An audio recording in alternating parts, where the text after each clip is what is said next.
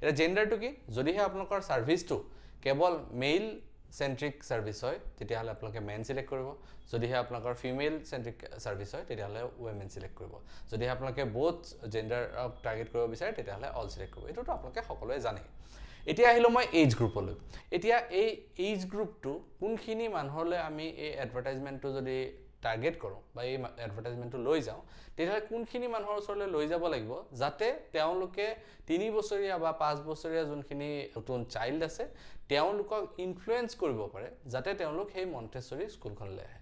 তে জেনাৰেলি তেনেকুৱা ধৰণৰ পেৰেন্টবোৰৰ এজ কিমান হ'ব 30 বা তাৰ এবভ হ'ব গতিকে আমি অলপ সেফটি মাৰ্জিন লৈ পেলাই কি কৰিছো 25 ৰ পৰা আমি এজটো সিলেক্ট কৰিছো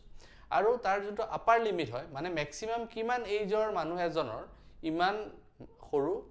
এটা লৰা বা ছোৱালী থাকিব পাৰে হেতু কিমান হয় হেতু ম্যাক্সিমাম জেনাৰেলি আমাৰ যদি সোশ্যাল